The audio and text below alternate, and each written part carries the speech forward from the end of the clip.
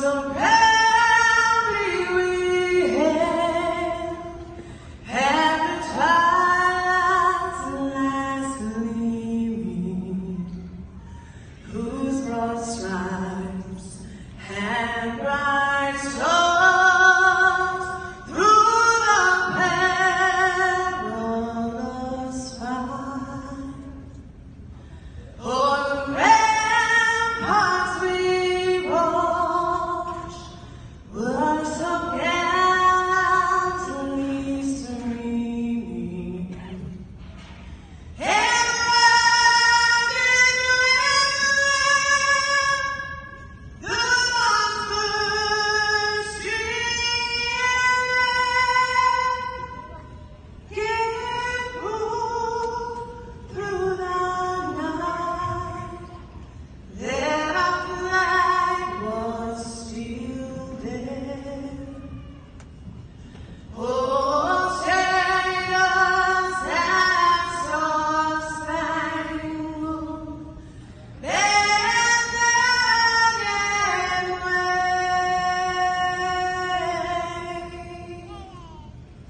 for the land of the free and the home of the brave.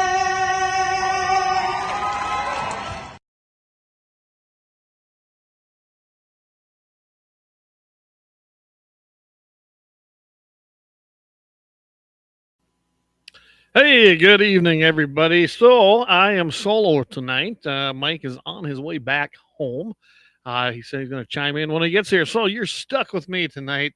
And a solo, I'm pretty sure I can handle it. Hey, what's up, Josh? Brian, good to see you on tonight already. See, the numbers are starting to climb up there. So let's get this baby started like we do each and every week with our Second Amendment.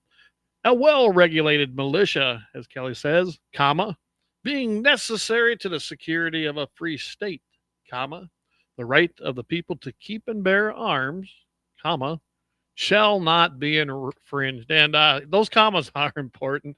And I know we had a good discussion about those at one time. So I want to thank Kelly Armstrong for coming on last week. So tonight we're doing kind of shooting from the hip. We're supposed to be joined by Mike Deacons and, of course, by Vance Bishop. He was going to join in.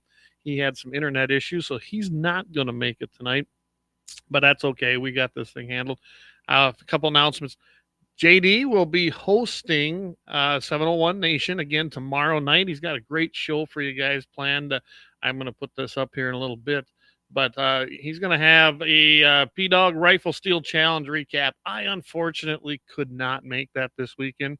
I was hauling cattle on Sunday. We sold calves on Monday. And, of course, I had friends here this weekend doing a little hunting on our own place. So we had a good time there. JD's favorite targets is going to be the second topic. And then he's got a then they're going to be determined topic. And then, of course, the happy ending of the week. And we love hearing those things. So that's kind of what the lineup is for there. Some of our announcements, of course, the 701 Nation tomorrow night is at 8 p.m. Central, 7 p.m. Central. I, of course, will be on Friday, Mitchell in the morning, 7:15 Mountain, 8:15 Central in the AM. And then November 5th, guys, that's our monthly segment on Dakota Mornings now right there on KFYR. We will be on at 9 a.m. Mountain Time, 10 a.m. Central. And we might even pop in there earlier. I'm planning to go up there in studio. But then next week, I'm going to have Jason Heidkamp on. He's running for the North Dakota Department of Public Instruction Superintendent. He's, of course, challenging Kirsten Baszler, who's been a disaster. It's a nonpartisan position, but let's face it, she is a liberal.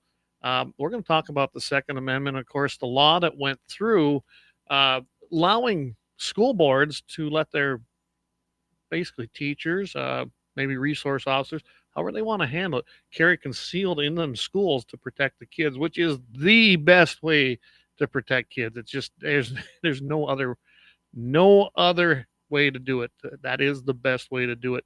So we're going to talk a little bit about that. Now, him and I were talking today a little on it. And I said, if I remember right, when we passed that, I believe that it is up to the Department of Public Instruction superintendent. They got to sign off on it. School submits their plan, how they're going to execute it, and what they're going to do it. Then they submit it to DPI, and it's completely the sole discretion of the superintendent of the DPI to sign off on it. She doesn't think that that is one of her duties. Of course, she's probably drunk, getting another DUI or beating up her boyfriend. So she probably wouldn't know. Great person, just a great moral person to be the DPI superintendent. So I'm going to have Jason on, and he's going to talk to you. So if you haven't voted yet, you might want to take a listen because Jason's got some good ideas. I do know Jason. I've known him for quite a while, and happy to have him joining us. Hey, good to see you, Dan. Good evening to you as well. JD's, of course, tuning in here. Josh Patterson, David Fedding, 1760 sources. Trampus says, nice shirt. Yes, I was given that at my 50th birthday party here a few weeks ago that the wife held for me. So that was kind of fun. They cleaned out the garage, had a bunch of people show up. I had no clue. Showed up in some of my worst clothes because I thought I was coming up there to help get an animal out of a corral panel that had stuck his head through. Of course, that was a way for them to get me to come up there. So yeah, it was a lot of fun, and now I'm an official member, I guess, of the Old Balls Club, 1974. So yes, I'm getting up there, half century. Anyway, so that's kind of what we got going on here. That's the gist of what we got going on. Some of the announcements again. I'll bring them up again later on. But so everybody, we had a great weekend this past weekend hunting. I was happy to be out there with some good friends of mine that I hadn't had him out here hunting. He said it's been 20 years. It could be. I mean, we haven't had birds here for a long time, so that could very well been. It definitely could be 20 years, but I don't know. We'll have to go check that out. But we had a great weekend. I have a lot more birds on here than I thought I did, so that was a very I don't know. That was a very nice thing to see. I really was surprised how many birds are actually on this place again. So, a lot of fun. He had his boys out. He had a brand new dog with him who did pretty darn good, really, for being such a young dog. Kind of like when we was up last weekend at Jamie's place with Wyatt and his new dog. So now I got to hunt behind a flushing dog again and a pointer. And I will tell you, I really do enjoy the pointers more. But here's a few pictures from the weekend. This is myself out there with his boy. He got his very first pheasant there, so it was a great shot. My buddy Chavez there with his younger boy, and of course their dog there, and I don't remember the name of it, but nice young dog, and he's learning.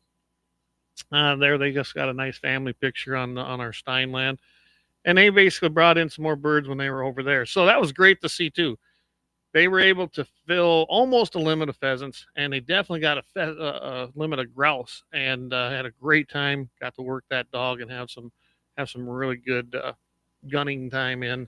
I was glad that he was down here. It was nice to have him down. He hadn't been in here for a while, and we're going to try to do it again. And Jamie, I'm planning to come up there maybe one more time. We'll see what happens. Weather's starting to set in. I did try something new tonight. I did a kind of a fast draw shootout here. What was the end of September? Trampus was up there. He remembers it. And we had a lot of fun doing that. So I finally ordered the loads for my 45 Colt to do that and some balloons. And me and my son went out earlier here after school and had some fun just messing around, getting the feel for it. I can tell you it's addicting. So, Jamie, I might have another challenge for us. That other than just the steel challenge target, might be something we can do on a nice wintry day or something. It's a lot of fun. It is dirty though on your guns. I'm telling you, my my poor Ruger Vaquero, it looks horrible now after shooting those black powder kind of blanks. So it was fun though. It's very addicting. I highly recommend if you get the chance to do some quick draw, fast shooting, go out and give it a whirl. It's a lot of fun. But that's what we did here a little bit earlier here today, and yeah, just thought I'd throw that out there. Like I said, we're shooting from the hip tonight. If you're just joining us, I am still waiting.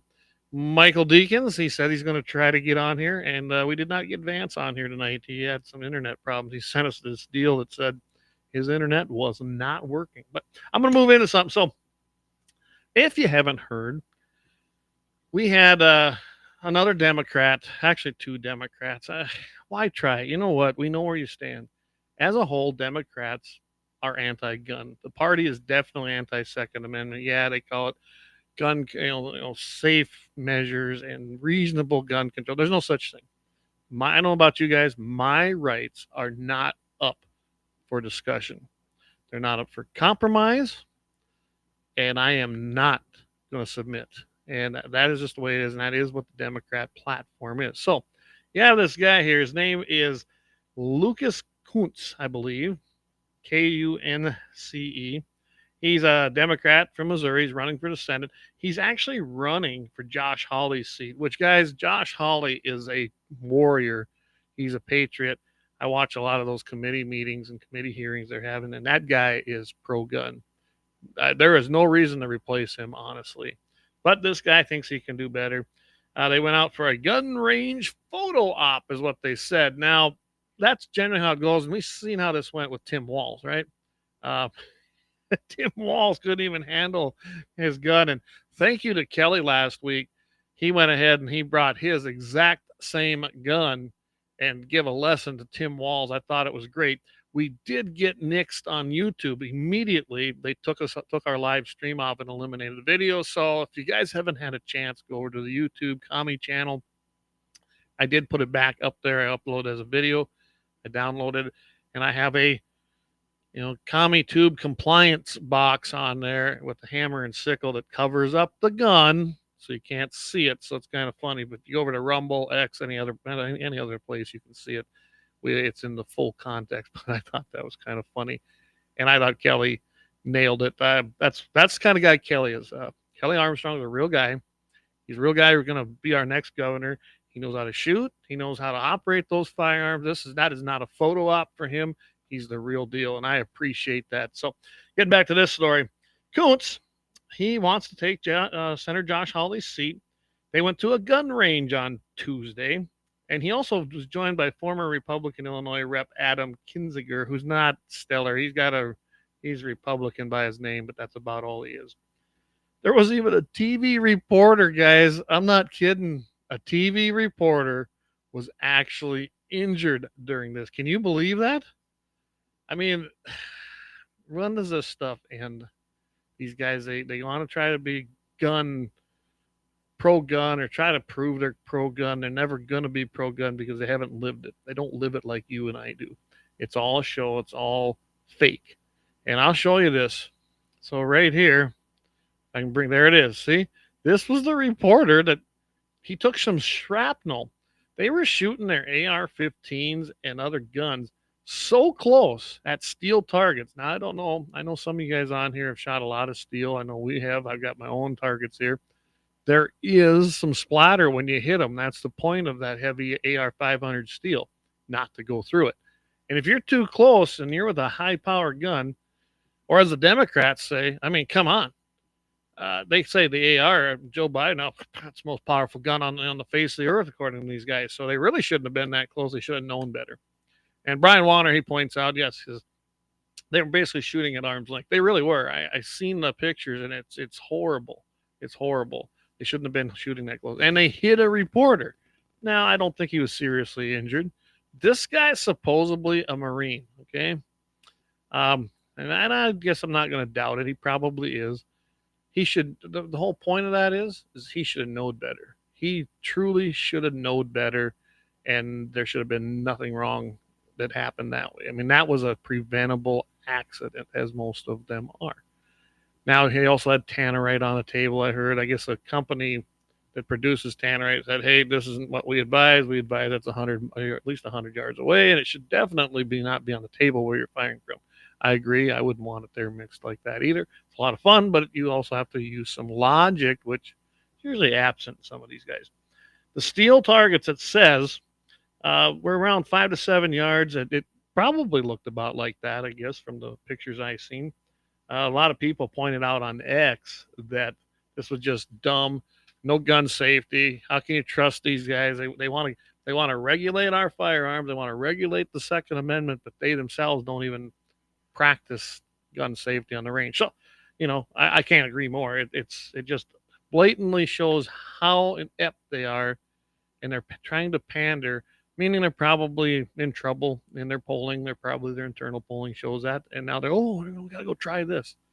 We see through it. Gun owners see through it, but gun owners don't vote enough to get out there and vote, but we do see through it.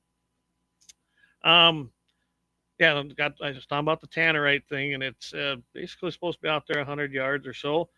And then the other thing I wanted to point out is, oh, Holly actually pointed this out on his face on his X. Says his statement was Democrats Lucas Kuntz and Adam Kinzinger apparently accidentally shot a reporter at an event today. Holly spokesperson Abigail Jackson said, "Are these guys trying to make Tim Walz look competent with a gun?" I know that's good. It's a good question, isn't it? I want to tell you something that this United States Marine, Mr. Kuntz, supports. He was doing an interview in 2022 on National Public Radio, and he said that he supported including raising the age limit to buy a gun to 21, expanding red flag laws, and expanding background checks. So that is the stump speech from all of these politicians that call that common sense gun control. Red flag laws take away your due process rights. Plain and simple. There's no other way to do that. I mean, anybody, essentially, some of these are written. Anybody that calls and says that you are harm to yourself or harm to others, guess what? You're going to probably be getting a knock on your door. And that's what a red flag law does. It's completely stupid as far as I'm concerned. They'll come in, they'll probably take your guns, who knows, and then you get to prove you're not innocent till proven guilty. You're guilty till proven innocent. You get to prove your innocence with a red flag law. They're no good. And by the way, we did have them tried in North Dakota. So far, I don't know what's being written this year. And some of the guys I know said they haven't seen anything that's being talked about, but I'm sure they'll try it again at some point. As far as expanding background checks, this is generally about the gun show loophole that does not exist. The gun show loophole, and it don't exist. Yes, I could go take all these guns and go to a gun show and sell them. Private sales, kind of. I mean, the new ATF ruling probably says that I can't do that anymore, but that was the whole idea. Is you're supposed to be able to do that. Most people at the gun shows are FFL dealers, and if they are an I can't talk about FFL dealer, you have to do the 4473. It's that simple. Ask anybody about that. Go down to Mandan Sporting Goods and talk to Brandon. He'll tell you that. You talk to 1760 Sports, David on here. Go down to Double H Guns. If you go to any of these little Angry Man Arms and they got an FFL license, which all of them guys do, and they go to a gun show, they will have to do the 4473 unless you have a concealed carry permit, like in North Dakota, the one that allows you to bypass that. Then you're okay. But that means you've already done it. So it doesn't matter. It's not a hey, we're just going to sell guns to anybody. No, you've already passed it. So just keep that in mind. There is no gun show loophole. And of course, this being 21 to buy. If you're 18, you can be drafted for the military. You can be drafted into the military if they implement it, forced to go, and you have to go fight with the chance that you'd be killed. So you can go. Basically, you can be called up by the federal government at 18 years of age and be told you have to go fight, possibly die. And that's the only way you can look at that. So I guess I look at it as if that can happen, I guess you can go ahead and buy any firearm you want, because if you can be considered an adult at 18 to vote, to fight, to be drafted, and be legally held responsible for anything you do, then I guess you're old enough to buy a gun. Otherwise, we better change every law to 21. Of course, when it gets into the drinking age, and I've got reservations about that, I kind of think the same thing. If you're 18 and you're supposed to be an adult in everything you do, then you should be able to also drink and have a beer. But you also get to suffer the same consequences if you break the law or you abuse that privilege, because that's what it is. They've made it into a privilege. So, yeah. All right, Josh, he chimed in here. He goes, you still have to fill out the form, but you don't have to wait for it to come back with a concealed carry weapons permit. I got mine. Okay. So that's how that works in there. I didn't know if you had to fill it out or not. Anybody else can sure chime in. I know there's two types. There's a class 1 or class 2. So maybe it's different.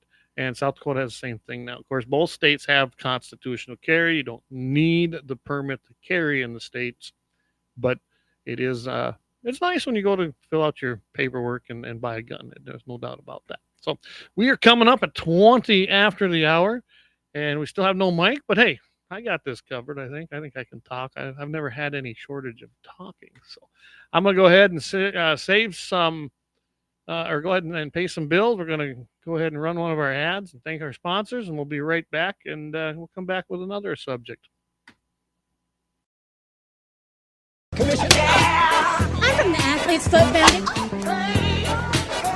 Brother, hey, can you get my demo tape to somebody? Lauer Auto Repair, located at 309 South Washington Street in Bismarck, North Dakota. Give them a call at 701-258-6308. The team of mechanics at Lauer Auto can take care of any problem your vehicle is having. And when you do business with Lauer, you can be assured you're doing business with a pro Second Amendment America First repair shop. There are plenty of other auto repair shops in the Bismarck-Mandan area. But why take a chance at patronizing a shop that might not have your beliefs at heart? Make no mistake. Lauer Auto is your pro Second Amendment repair shop. When you talk to the guys at Lauer Auto, don't forget to tell them that you heard they are a sponsor of Guns and the 701 and that you appreciate their support of our pro Second Amendment, pro North Dakota live stream and podcast. That's Lauer Auto Repair, 701-258-6308. 701-258-6308. Located 309 South Washington Street in Bismarck, North Dakota. Experience the exhilaration of power in your hands at Bloodline Kinetics. Why Cerakote? Simply, it aids in firearm preservation while also giving your piece a unique look. Barrel threading, NFA laser engraving, bolt handle threading, mount, level, and bore, sight scope chamber rebarreling, and much more. Bloodline Kinetics is meant to reflect a long American lineage in gun ownership, who stand for the Second Amendment rights, Bloodline, and the science behind gun accuracy. Kinetics. To some, it's just a constitutional right that can go away. To us, it's in our American bloodline, and we believe it should stay that way. Here at Bloodline Kinetics, we understand that hunters, sportsmen, women, and gun owners should have a quality firearm. Stop and see us at 2008 Morrison Avenue 2 in Bismarck, North Dakota, 58504, Monday through Friday, 8 a.m. to 5 p.m. Call 701-390-7997. Visit our website, bloodlinekinetics.com.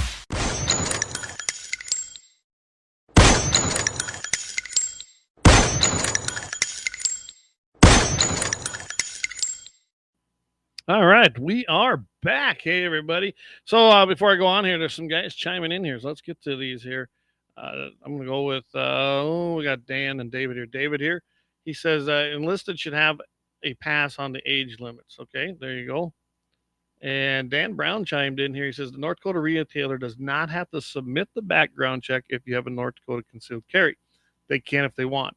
4473 is still completed. So there we go. And that's just what Josh said. So I was mistaken on that. I thought you didn't have to fill it out. I don't have a concealed carry anymore.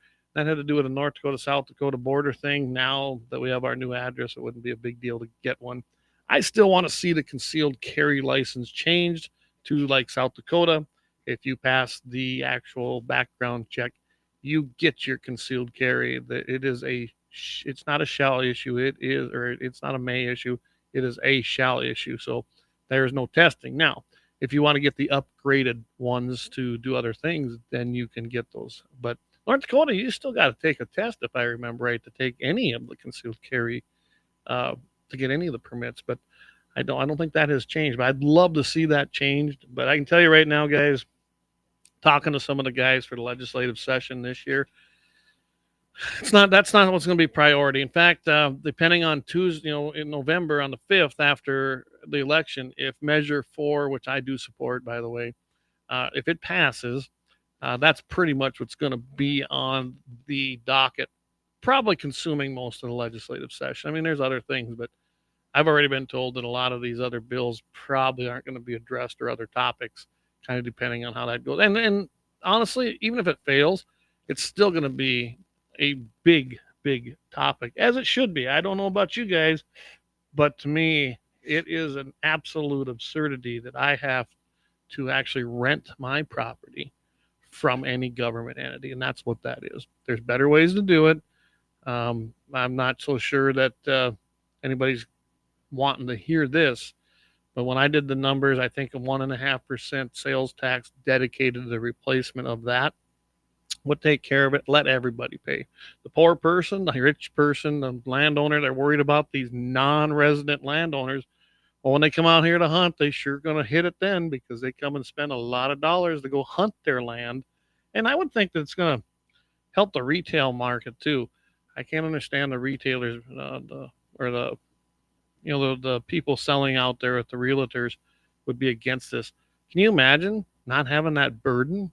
And it's a big burden. I don't know if you know this, when they show you them taxes on property when they're selling, guess what? If you pay $100,000 more on a home, that gets figured in now to the new valuation. So taxes go up from what they were when you purchased it. So just so keep that in mind. All right, some other guys are chiming in here.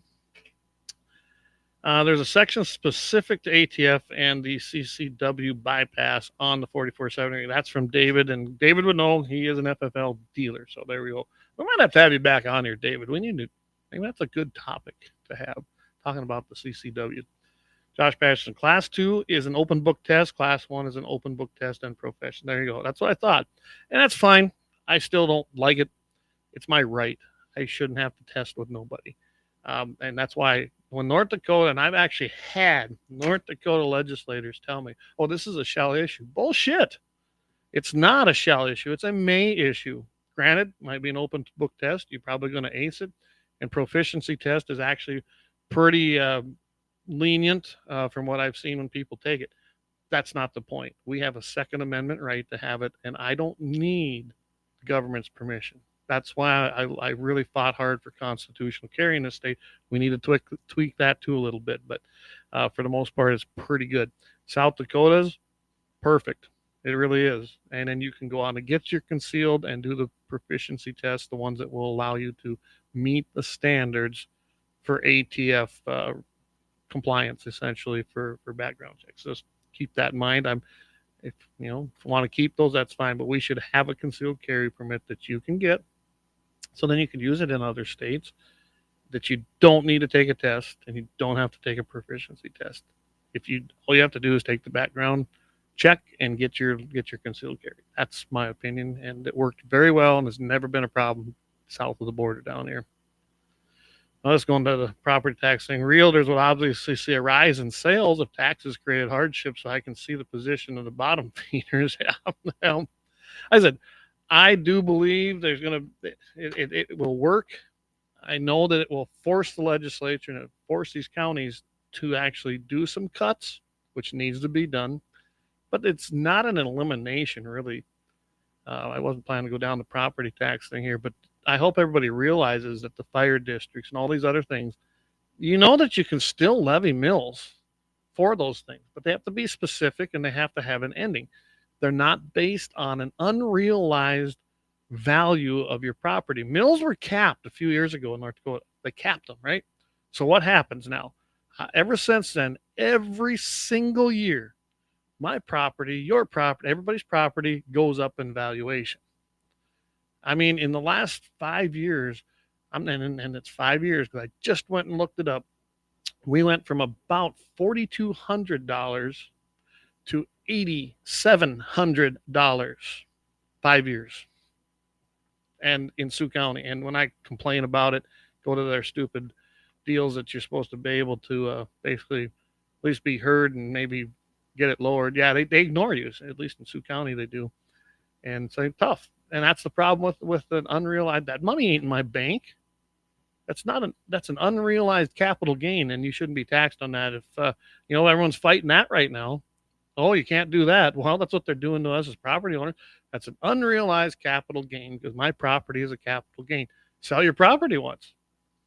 It's going to sell for more. I'll never get the evaluated price. I'll take the evaluated price probably, but you can't get that in the real market. But if I do sell it, they're going to charge me a capital gain if I don't reinvest it and buy new land. But that's a whole nother subject. I've been down before, and it's really not what we do here. But anyway, So I'm going to get to something here that I saw from Game and Fish, and Game and Fish come out, and on it's on October 22nd, and I didn't realize they did this. I was just kind of looking around for some different things. So hunters can now get refunds, and I wondered when this might happen.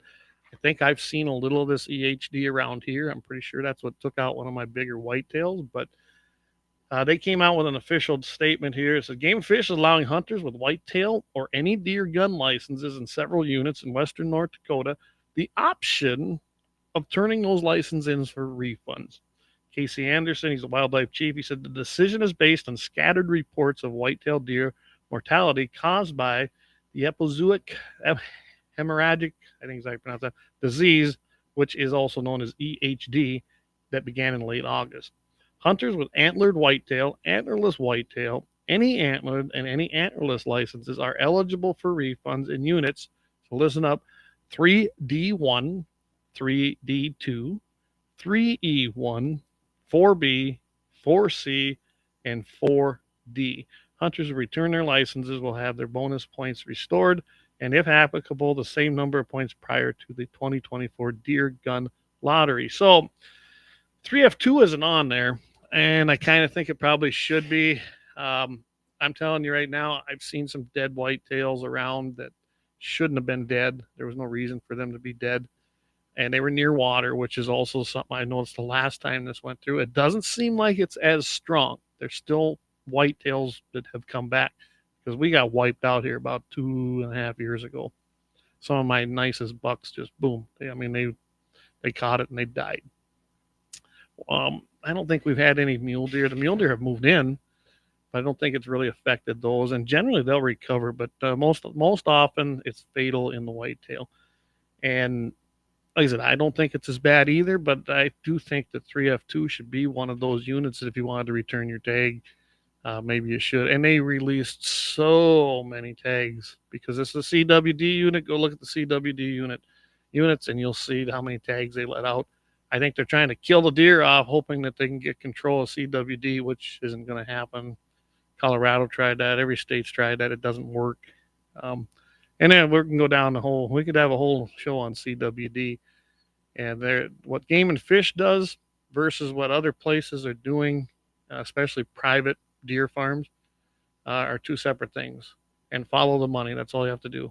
The Great American Outdoor Act, I mean, it approved a whole bunch of money for these states to just continue this CWD thing. And it's not what you think it is. It really isn't. There is things you can do. I don't know if you can cure it, but the deer can survive it. It is not the fatal disease that they keep talking about. It just isn't. And some of the crazy things they got going with trying to mitigate this make no sense to me. They really don't.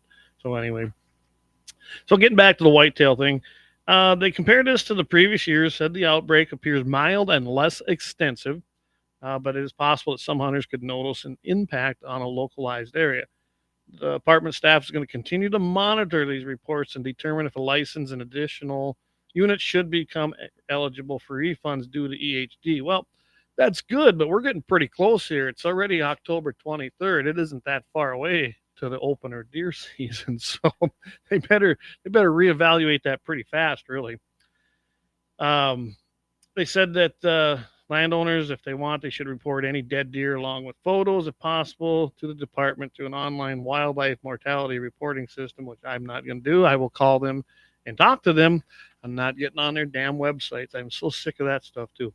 Before deciding to turn in a license, though, they urge license holders to make local contacts and find out the extent of the mortality in their hunting unit. That's not bad advice. I've told people that already that we're planning to come out here. Like, well, there are deer here. I got a lot of mule deer. I really do. Most people don't have a mule deer tag. They're so hard to get. But the whitetails are scarce. I'm probably not going to let anybody hunt the whitetail on my place because they were looking good. But yeah, around late August is when I started to see these things, and I'm going to save the ones we got. I'm not even going to hunt it. I'm not shooting the whitetail here myself. Like I said, I got plenty of mule deer to choose from. They also talked about how most areas within these units have not been heavily affected. Good deer harvest is still needed, and that could be. Like I said, there's a ton of mule deer around here. There really is. but a little scouting and a phone call or two will help make that informed decision. License holders who qualify and want a refund must mail their tag along with a note requesting a refund that says to EHD, Game and Fish Department, their Bismarck office, no later than November 8th. Envelopes postmarked November 8th will be accepted. So there's the rules. If you're in any of those units, 3D1, 3D2, 3E1, 4B, 4C, and 4D, right now you can actually get that in the mail, get it in there, and get a refund if you don't want to hunt those units. They say EHD is a naturally occurring virus spread by the biting midge, which we knew that, often fatal to infected white-tailed deer. While mule deer do not usually die from the disease, hunters don't have to worry about handling or consuming the meat from the infected deer. It's not known to cause any kind of problems in humans. Usually, the first series of hard frost kills the midge that transmits the EHD virus, and then it either slows it or halts it. I don't know about you guys. We've seen some pretty heavy frosts around here a couple weeks ago when I was up at Jamie's up there by Golden Valley.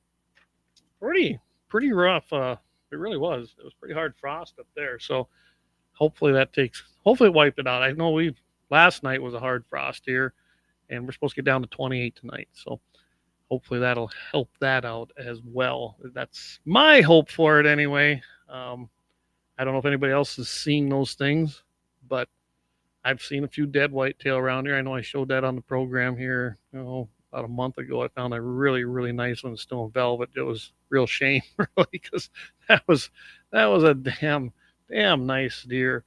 And it was a shame to see that he did not make it. Also, guys, we have a new platform called kick.com, and you can find us Guns in the 701 over there, kick.com. Facebook, fascist book, I call them, has kicked us off. We no longer have a Guns in the 701 page. I think I'm going to try to make a new one. But a lot of people, I'm looking over here at Rumble right now. Numbers are pretty good over there. Between both channels that we have, there's like 11 to 15 bouncing up to 20 sometimes. So thanks for tuning in over there. I see Grizz is over there, some other people. And then we're rolling pretty good here. So most of this is Twitter, and I'm very happy to see everybody has moved to Twitter. I don't think we're going to have any problems there with Elon in charge unless we lose the election, and then we're going to have some problems. So we're coming up at 20 before the top of the hour. I'll tell you what, I'm going to take a quick break here. Let's see if I can get a hold of Mike, see if he's going to be on. Not a big deal if he isn't. We'll continue on and pay some bills here. So we'll be right back after our big break. Go ahead and get yourself a nice beverage and take a break. We'll be right back.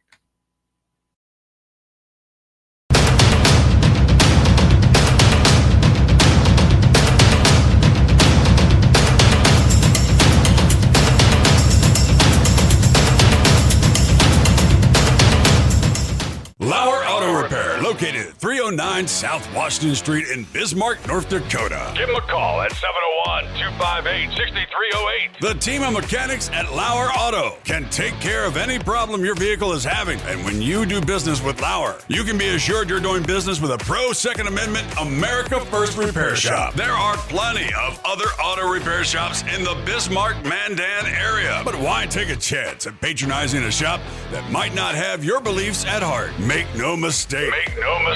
Lauer Auto is your pro Second Amendment repair shop. When you talk to the guys at Lauer Auto, don't forget to tell them that you heard they are a sponsor of Guns and the 701 and that you appreciate their support of our pro Second Amendment, pro North Dakota live stream and podcast. That's Lauer Auto Repair, 701-258-6308. 701-258-6308. Located 309 South Washington Street in Bismarck, North Dakota. Experience the exhilaration of power in your hands at Bloodline Kinetics. Why Cerakote? Simply, it aids in firearm preservation while also giving your piece a unique look. Barrel threading, NFA laser engraving, bolt handle threading, mount, level, and bore, sight scope chamber, rebarreling, and much more. Bloodline Kinetics is meant to reflect a long American lineage in gun ownership, who stand for the Second Amendment rights, Bloodline, and the science behind gun accuracy. Kinetics. To some, it's just a constitution constitutional right that can go away. To us, it's in our American bloodline, and we believe it should stay that way. Here at Bloodline Kinetics, we understand that hunters, sportsmen, women, and gun owners should have a quality firearm. Stop and see us at 2008 Morrison Avenue 2 in Bismarck, North Dakota, 58504, Monday through Friday, 8 a.m. to 5 p.m. Call 701-390-7997. Visit our website, bloodlinekinetics.com. Ever tried catching a fish with your bare hands or hunting a deer with a stick? Don't be that guy. At Mandan Sporting Goods, we've got all the hunting and camping gear you need. We're your one-stop shop for outdoor adventure. A well-regulated militia being necessary to the security of a free state, the right of the people to keep and bear arms shall not be infringed. Check us out at mandansportinggoods.com, or better yet, stop in to 210 East Main Street, Mandan, North Dakota. Mandan Sporting Goods, where the outdoors meets functionality. Store hours, Monday through Saturday, 9 a.m. to 6 p.m. Closed Sunday. Take up arms at Mandan Sporting Goods. Your adventure starts here. Looking for the best gun gear for every and any situation? Little Angry Man Arms LLC has you covered. Top-notch guns from top-name brands like Winchester, Glock, Sig Sauer, and Ruger to essential extras from Magpul, Streamlight, Hollow, Sun Optics, and more. Little Angry Man Arms LLC have everything to make your shooting adventures a success. Visit littleangrymanarms.com today and gear up for your next big hunt, competition, or home defense. Don't miss out on our exclusive deals. Little Angry Man Arms LLC, based in Trail City, South Dakota, your ultimate hunting partner.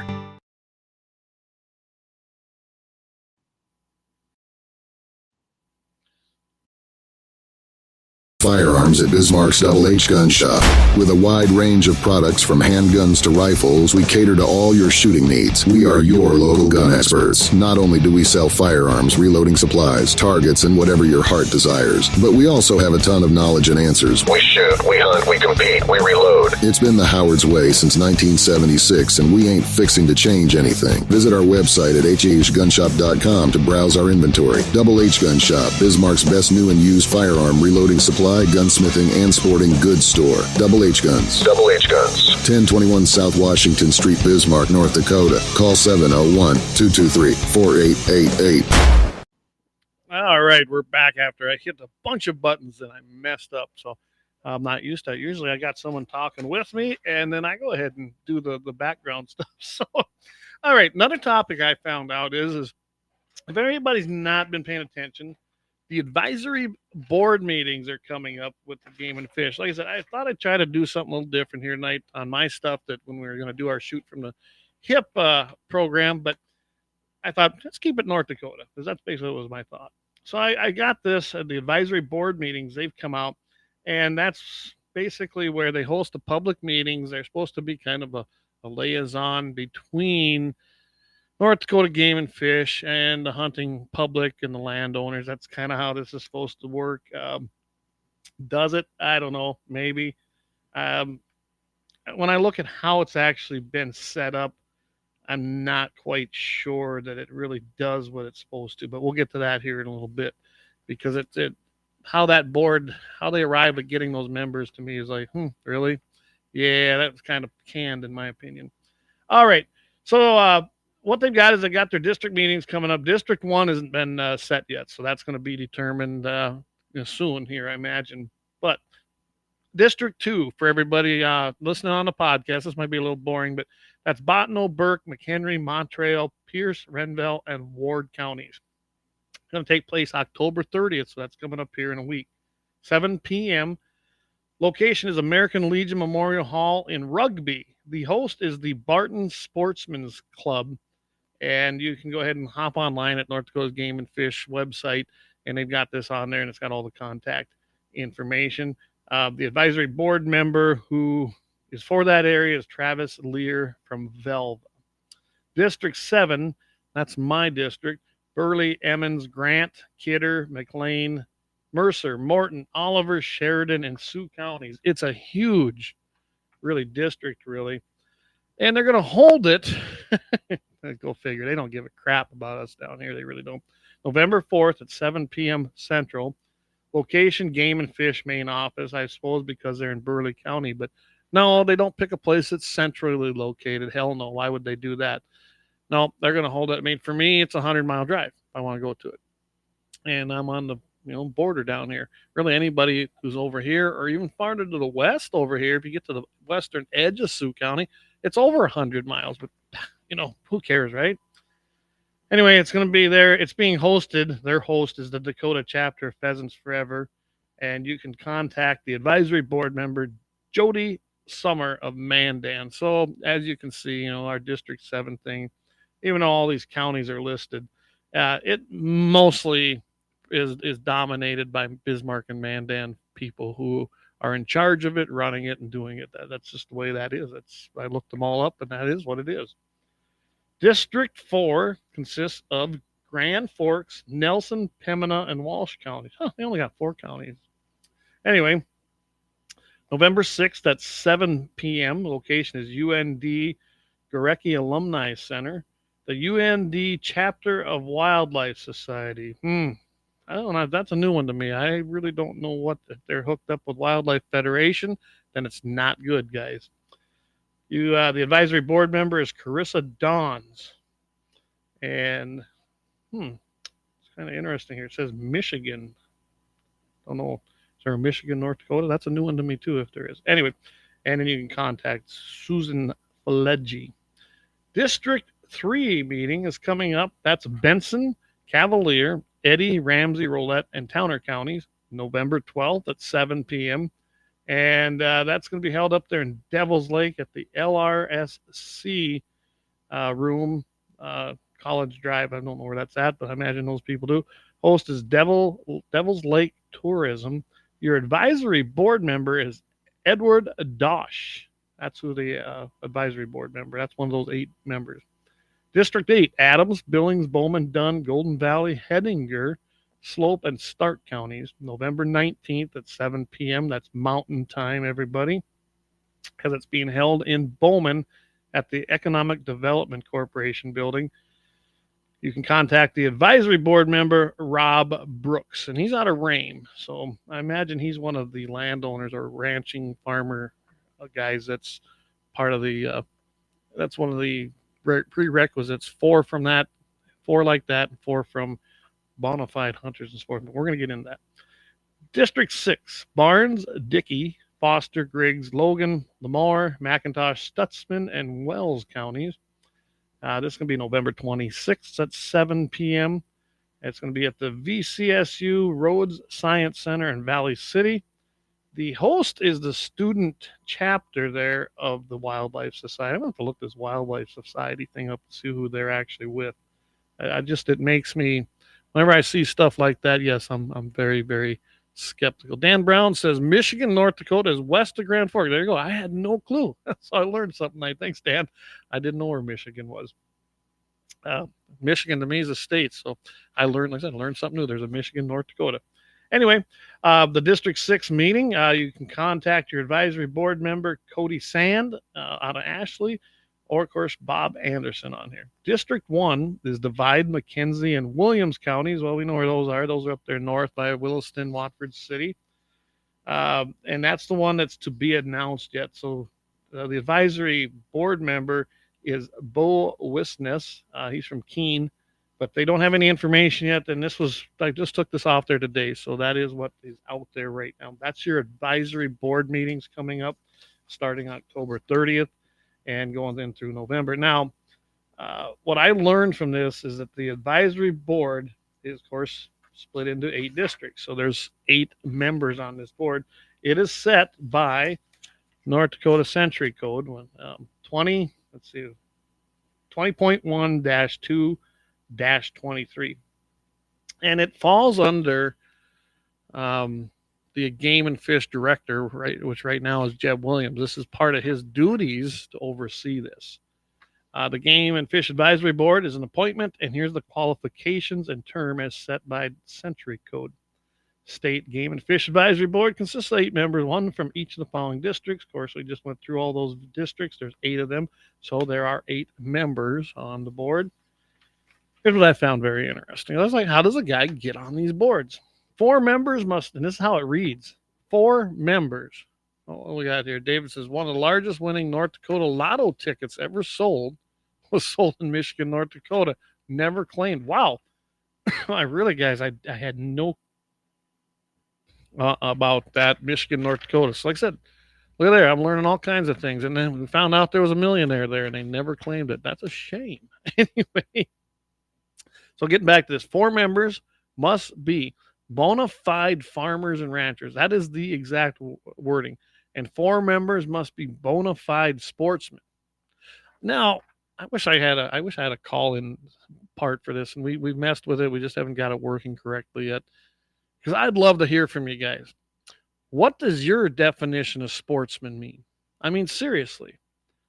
Because you'll be interested to see when we get to that part of it. Now, a bona fide farmer and rancher is pretty easy to me to define. They are either engaged in the practices of farming, where their income is probably mostly coming from, or ranching, the raising of livestock, or a little of both. I mean, that's pretty straightforward. It's easy to figure out who them people are, but you'll love how they get this. Each farmer or rancher appointment must be made from a list of 3 names. So, of the 4, they got to submit 3 names for each position. Submitted by agricultural organizations. Really? So, basically, if you're not a member of, the Farm Bureau, Farmers Union, I suppose North Dakota Stockmen's Association, pick your organization, wheat growers, all these. They have to submit your names. Otherwise, if you're not a member of them, most likely, that's the only way you'd probably even get a submission, you aren't eligible. Really? So they don't really want anybody unless they've already been vetted. That's basically what I'm getting at. To me, they want very vetted people that fit a certain ideology and narrative and probably aren't going to challenge some of these crazy things I see coming out of places like Game and Fish. And that is what I do believe on this. Jamie says, Timmy Tampon, he claims that he's a sportsman. Well, that's what I'm getting at. Who are the sportsmen and how are they determined? Well, you're going to love how they determine them through century code. And when this thing was written, you just know damn well that was the intent of it. David says, sportsman, store-bought animal urine on boots, Elmer Fudd dress required. Well, I think when you hear what I'm going to read you, that's probably pretty cool. I'm going to put that one up there, David. It's just great. I love it. Let's see. Dead Wolf Resistance says, if you raise your own livestock and other food, you should qualify. Well, exactly. That's what I mean. You can qualify, but you don't unless you get your name submitted by an agricultural organization. And I went through this whole thing. They don't define the agricultural organization. It also says requested by the governor to submit the list. So does the governor. I got to really, I didn't know. I thought, hey, this was a good subject to go and kind of go down that rabbit hole and see. So does the governor himself go to these organizations, say, okay, I want names from you and you and you and you. And if you're not on his list of organizations, do you get to submit people? And then they're appointed by the by Jeb is what I'm kind of looking at and seeing here, and then they're approved by the governor. Anyway, so sportsmen, the 4 members that must be bona fide sportsmen. Let's get to that part. Same deal as with the rancher or farmer appointment. The governor is requested by the governor to submit the list of each sportsman appointment must be made from a list of 3 names again, submitted by outdoor sportsmen, wildlife, and conservation organizations requested by the governor to submit the list. So it looks like to me that the governor has to go to these organizations. I don't know if the organization can, on their own behalf, say that, hey, we've got a name. I really don't know. I'm going to find out because I'm kind of curious myself how this all works. I imagine a conservation organization or a sportsman's organization or a wildlife organization is not going to include something like guns in the 701, although I would say we got a pretty good handle on it.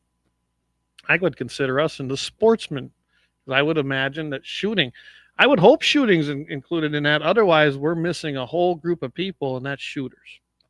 And I think they should be on the advisory board because they're a huge part of the funding of the wildlife conservation and programs and ranges through the Pittman Robinson money. So to leave shooters out is a bunch of BS. So yeah, I discovered something today that I'm probably going to go and open a can of worms up on and see where it takes me and raise some stink about it because I don't think sportsmen include shooters.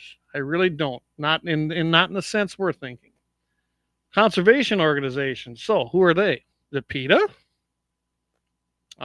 They think they are conserving every animal in the world. Is it the Wildlife Federation, who's rabidly anti-landowner? And that's just to start out. They're a horrible organization as far as I'm concerned. I mean, maybe it's the Nature Conservancy. Oh, there's a good one.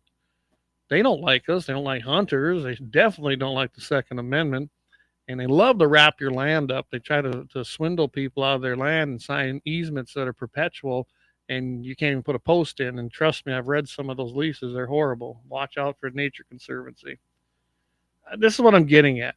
The people that are on this advisory board of 8 people coming from, quote, sportsmen, outdoor, wildlife, and conservation organizations. That's what's listed, and they have to be requested by the governor. And I don't know if the governor goes to every organization, say Pheasants Forever. How about NRA?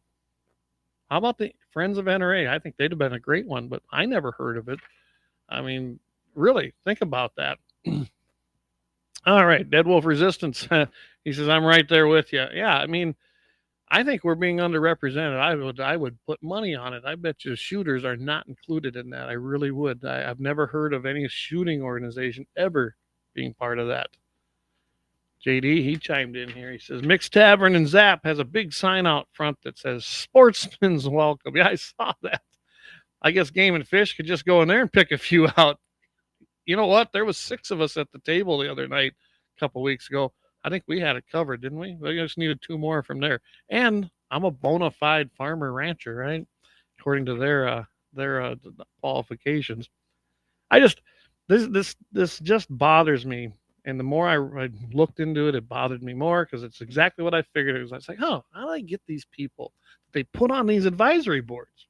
You always hear of an advisory board, don't you, everybody? You hear of an advisory board for this or that, or the state legislature. They're going to, you know what, we can't make a decision on this, but we're going to have an advisory board that's going to meet. And then they're going to give us ideas and submit their findings. Yeah, well, how do you choose them? The property rights issue a few years ago, where all property would have been considered posted.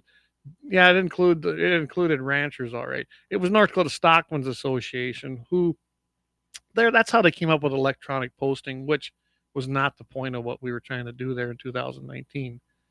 It still left the onus on the landowner. Now you either still got to put a sign up, or you have to go and electronically file it. And what we wanted was everything to be posted. And then if you wanted to electronically file that it was open to public, you could do that. That's how that should be. Nobody has a right to come on my land without my permission, whether there's a sign there or not. That's a whole other can of worms that I'm not going to go into tonight. But that's what I'm getting at. When they form these advisory boards, they put friendly people on there to get the intended result from those members. And I have a feeling that's what's going on here. I've been to some of these advisory meetings.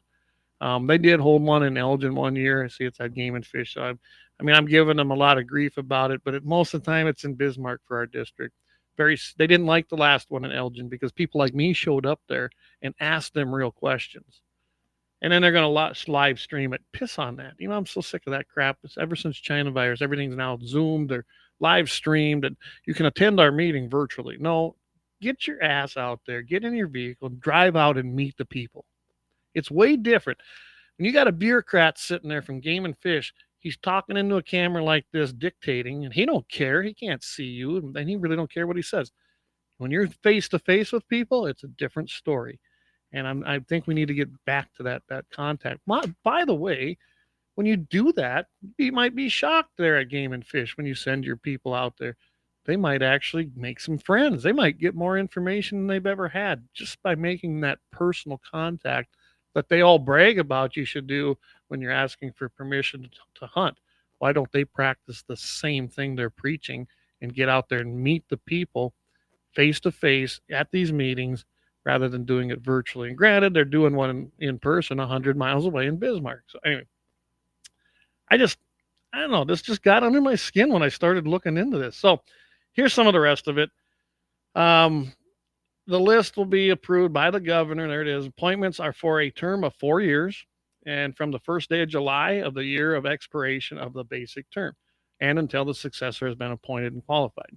Vacancies occurring other than by the expiration of the term may be filled by appointment for the remainder of the term. Now, they don't say how that gets filled, but I imagine is by just the governor if someone quits.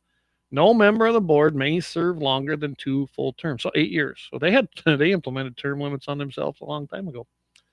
The members of the advisory board are subject to removal by the governor for cause only. The advisory board shall select from their members a chairman, vice chairman, and secretary who serve in these positions until June 13th of each year, the next following their selection. So there's how they're formed. That's how they're organized. That's how they're selected, I guess, as you could say.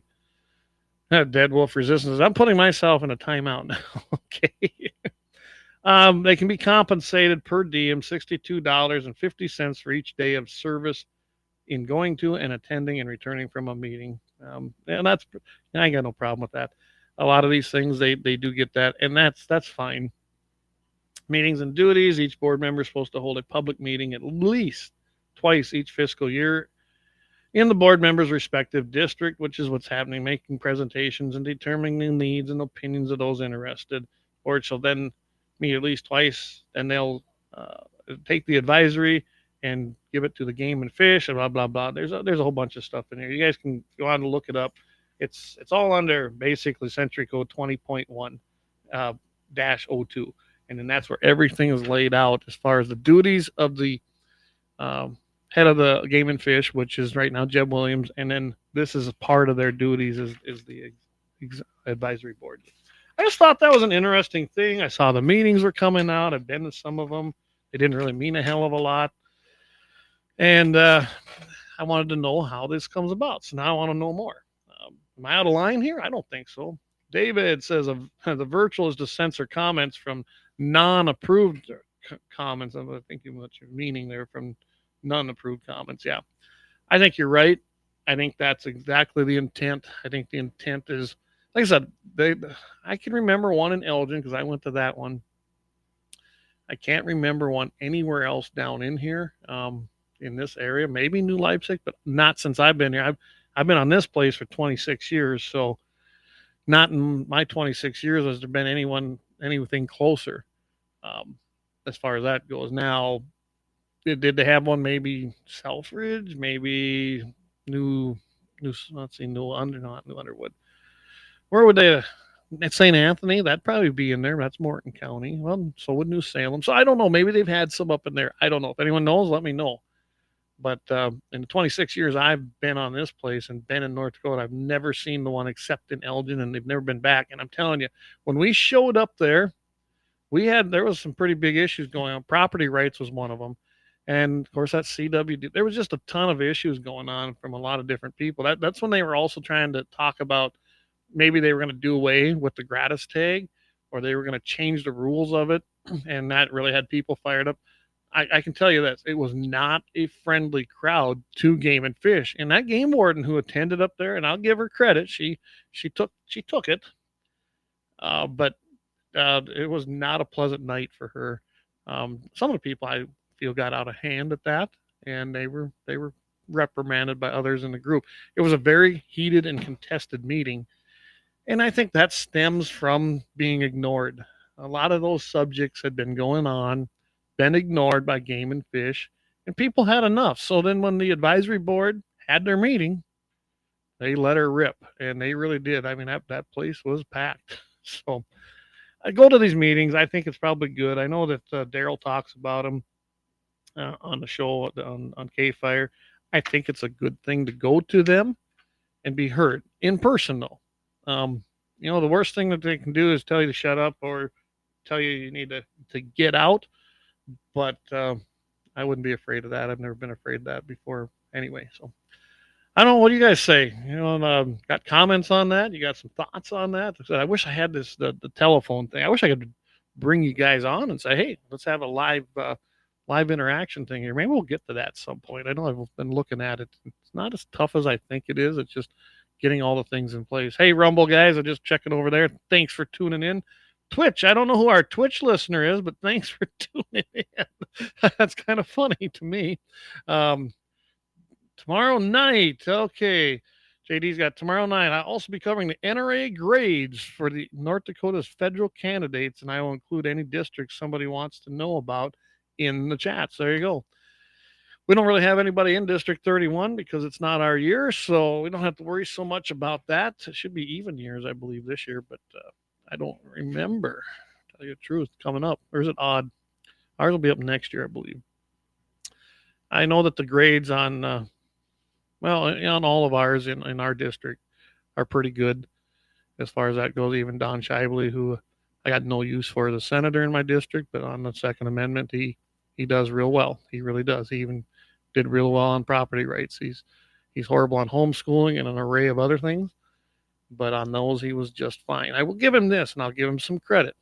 Don Shively out of District 31, our senator, is actually in favor of Measure 4. So my kudos to him. Like I said, I don't like the guy, but when he's on the right side of things, I'm going to give him the credit because he deserves it. He's representing the people at that point like he should. Dead Wolf Resistance wants to know what Armstrong thinks. That's pretty easy. That guy's as pro-gun as they come. He's got a voting record to prove it, all the way from the legislature, especially when he was actually the chairman of the North Dakota GOP, and then as a congressman. I watch a lot of those Judiciary Committee hearings, which he sits on in the U.S. House. Kelly Armstrong is the real deal when it comes to the Second Amendment. He was a huge supporter of the NRA banquets in North Dakota. In fact, that's how I met him. Dan Brown, actually, I think you were the one that introduced me to him, and that's how I got to know Kelly. Kelly is the real deal, and he puts his money where his mouth is. Like I said, huge sponsor of the banquets, huge sponsor of just anything Second Amendment related, and he's got cool guns, guys. Off air when we have those episodes with Kelly like we did last week, he's got some nice guns and he knows what he's talking about. He really does. So it's going to be really nice to probably have. I keep saying he's probably going to be the most pro Second Amendment governor North Dakota has seen in any modern time that I can remember. I really do believe that and he knows how to handle a firearm. He knows how to take it apart. He knows how to clean it. He knows everything there is about it. He practices safe gun safety, and it's going to be a pleasure to have him be our governor when it comes to Second Amendment. It truly is, and I know that he's going to be good there, probably in the wildlife area with Game and Fish, working with them. I mean, he's got some ideas, and just very happy that to support him. I already voted for him. I ain't afraid to say that. We endorsed him right here at G&T701. And Jamie and I will take that and defend it all day, every day. We got a lot of heat for that. And I believe, Jamie, you can correct me, but I think we're planning to be at Kelly's victory party on election night. I think we're going to try to do a little coverage right there from his election party. We won't be able to be on there the whole time, but we'll be in and out doing lives. So stay tuned to our channel. Turn your notifications on wherever you listen to us at, because we'll go live every now and then and try to give you guys some updates, maybe interview some people. I think JC's going to maybe interview with us, and I suppose we'll be able to get Kelly even to say a couple words. So that's the plan. If everything goes right, we're planning to be up there November 5th, celebrating with Kelly and celebrating probably the most Second Amendment governor we're ever going to have. So Lynette, she says, yes, vote early.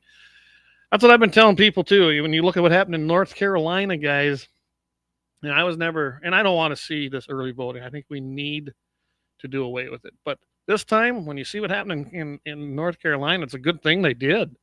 At least those votes got in. Now there's problems. I don't know where they're going to have voting places. I talked to a guy by the name of James Gamble that I know out there, done some business with him. And he says, it's atrocious what's happening and what's not being done. He says the federal response was horrible. He says, don't listen to what the news is saying. He goes, I'm out there, I'm helping. He's a former Marine. He's actually a real Marine and a real patriot. So he got another group of guys, and they were out in an area trying to help. It did not affect him. Like he said, God blessed me. I didn't have these things happen to us, but we're going to go help other people. And he goes, this is horrible what they're trying to do. They're trying to set up polling places for the people that, didn't get the vote. And they're so far away, they can't even get there. I mean, they seriously can't even get there because their cars are gone. They're still flooded. It's bad. And I heard Alex Balez was on today, so kudos to him. He went out there with his pickup and sounded like about a ton of dried, dried and canned food to go out there and help with the recovery efforts all the way out there. So kudos to him and his wife. He was on Dakota Mornings this morning. So, tip my hat to Alex for getting out there and doing what needs to be done. We've had Alex on the show before. I know that, I was supporting Rick Beckert, but Alex seems to me a straightforward guy, and he keeps proving it. He didn't have to do that, but that's who he is. I think that's who that guy is. So I tip my hat to him and appreciate him doing that. I sent him a text as soon as I heard it. I said, "Hey, Alex, thanks for doing that and going out there, coming all the way from North Dakota out to help the North Carolina people." So kudos to him. What does Lynette? JD says, yeah, James says, "Yep, we will. That's the plan. We're going to be there." Lynette says that we have to beat them at their own game and lock our votes in. Absolutely. And that's what this is about. That's what Charlie Kirk's group was about. I don't care what your issue is, whether it's Second Amendment, whether it's abortion and fighting for babies and keeping them alive and doing away with abortion, whatever your issue is, there's no answer from the Democrat side in this race. There just isn't. Harris has nothing. Walz is an idiot. And it'll get worse. It will. If you think it's been bad the last 4 years under Biden, Harris gets in there, buckle up, because it's going to get bad, and it's going to get bad fast, because there'll be no stopping them after that. Nothing. This is it. I don't care if you don't like Trump's demeanor. I don't care if you don't like his statements or some of the things, but his policies are right. And we had it really good for 4 years under him. We truly did. I know that I did.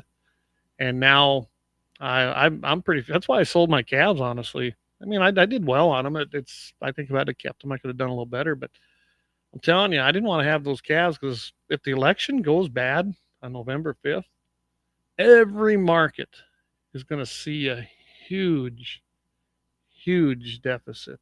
We're going to see bad things happen, because we can't keep doing what's happening. We can't keep putting inputs in with gas and diesel hitting 3, 4, 5, maybe, who knows, maybe $10 a gallon. You never know under like a Harris presidential anarchy, let's just call it, dictatorship, because she hates fossil fuels, as they call them. I hate that term.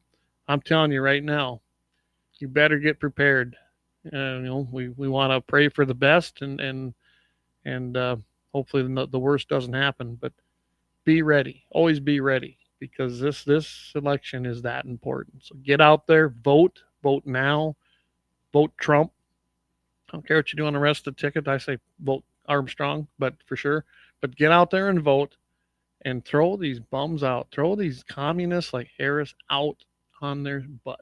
That's where they belong. Well, I got another place for them too, but we need to get rid of them. They need to get out of there. And that's the only way we can do it. Like Lynette says, we have to beat them at their own game. And that is exactly what Turning Point got together and did with Charlie Kirk. And there's a bunch of them out there that are doing it. There's hunting organizations got involved when we found out that the hunters were some of the worst turnout for votes. I mean, and it was true, and it was bad. If you're a Christian, get out there and vote.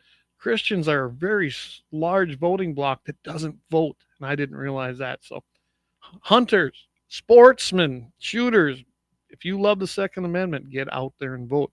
It is that important. Even in North Dakota, that margin's been shrinking the last 2 cycles, presidential cycles. This is supposedly a conservative, Republican, deep red state, but it gets 60% is all.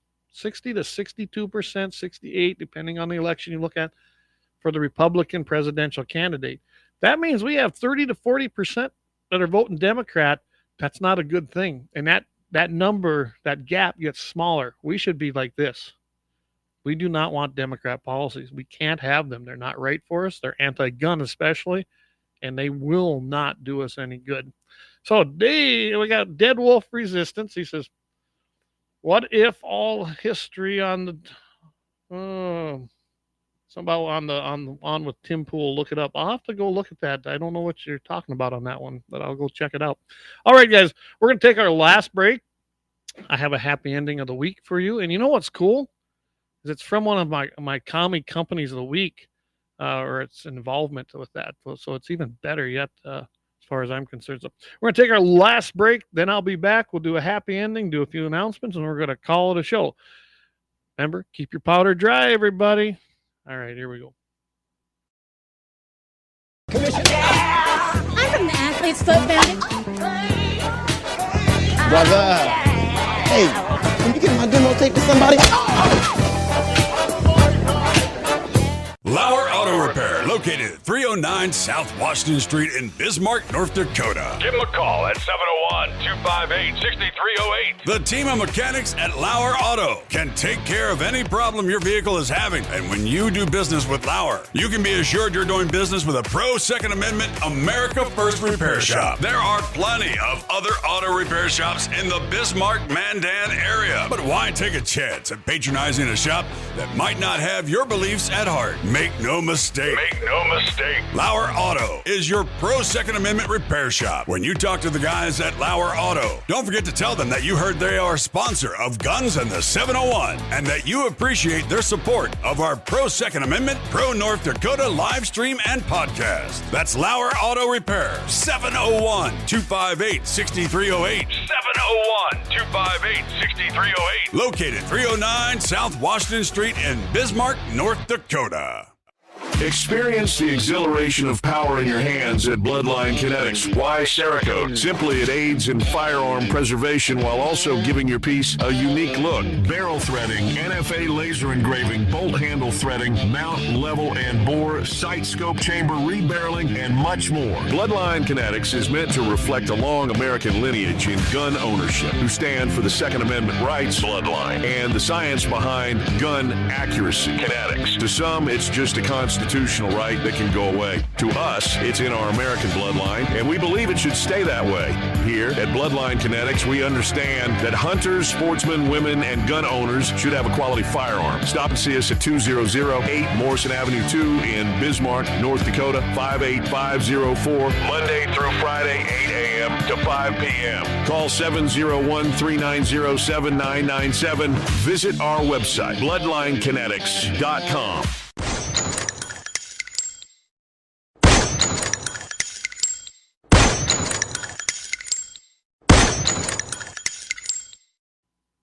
All right, welcome back, everybody.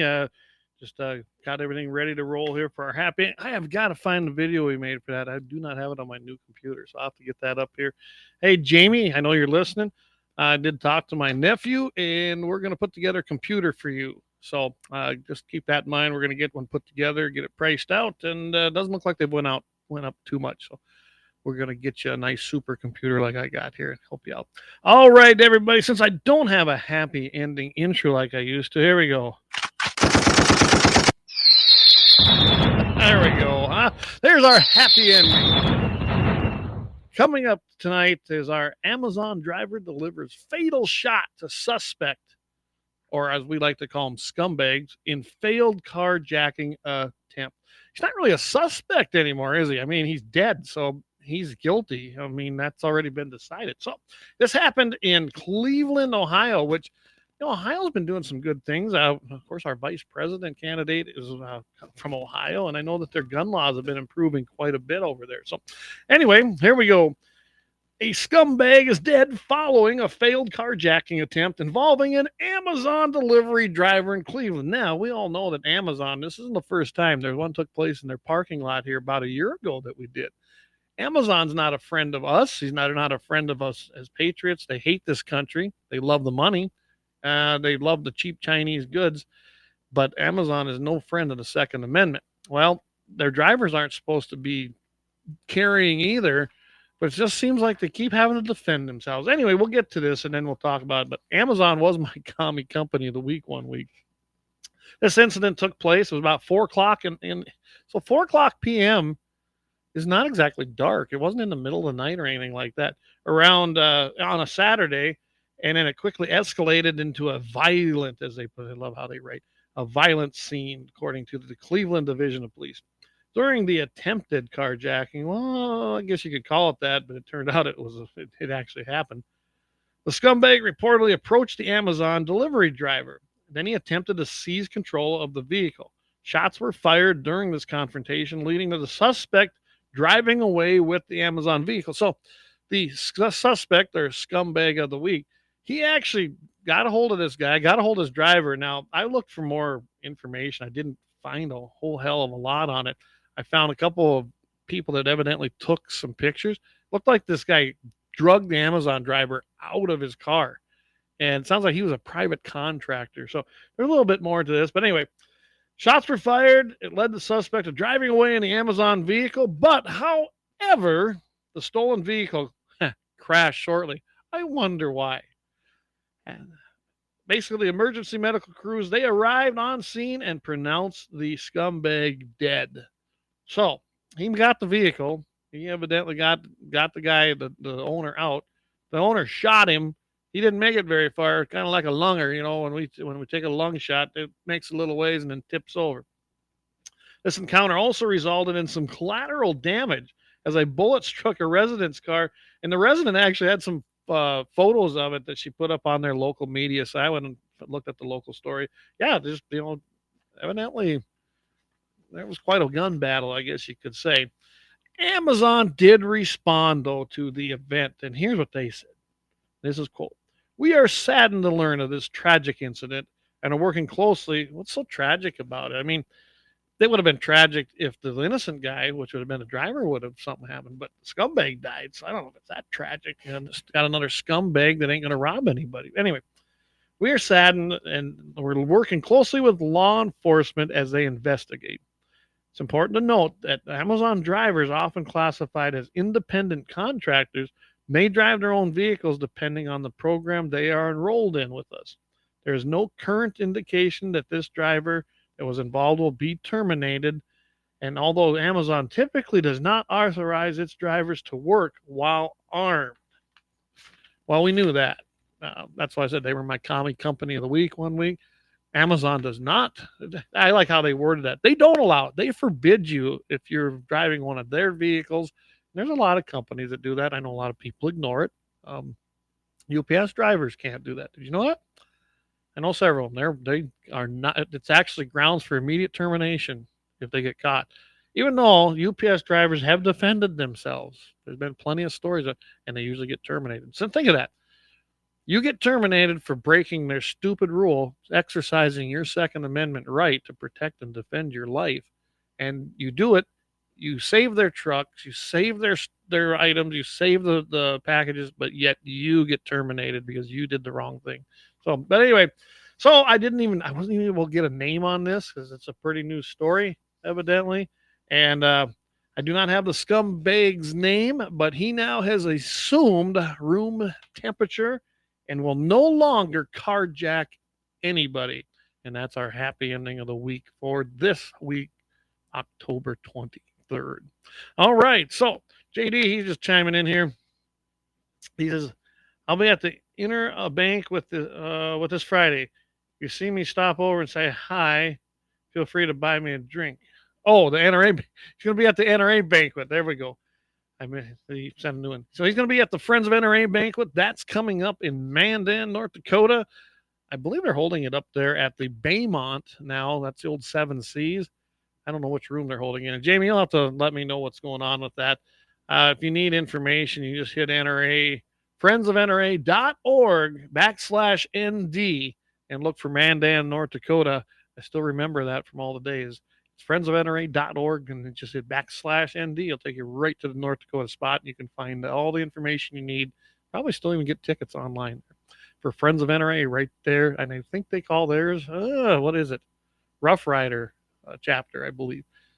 Been a while. I don't remember exactly what everything's named anymore. So go check it out. There's some great guns, good time. And of course, the money goes to a great cause right there in Mandan, North Dakota. All right. Dead Wolf Resistance says, and stop thanking Democrat voting veterans for their service. Well, there is something to be said about that. So I heard something the other day here, just in closing.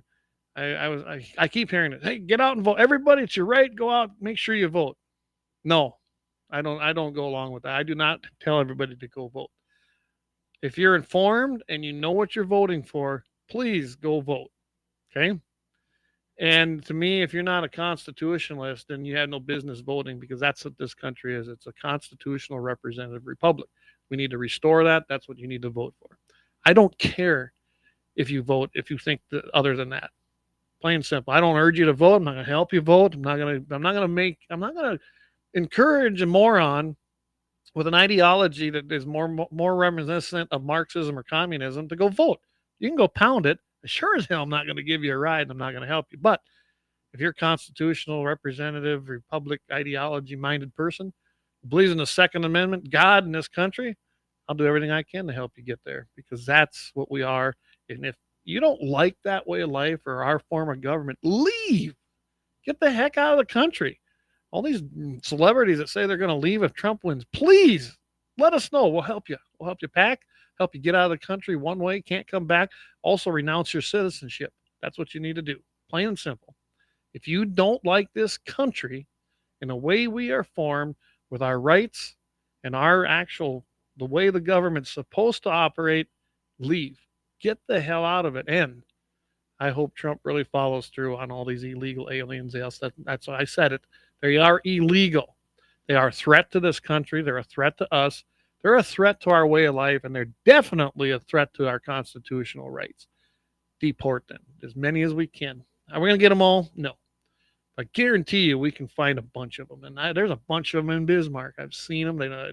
I guarantee you some of them guys are illegals. And yeah, if we profile you, absolutely. You have a certain profile. Okay. Plain and simple. If you're not legal, leave. If you're legal, show your stuff. You're good to go.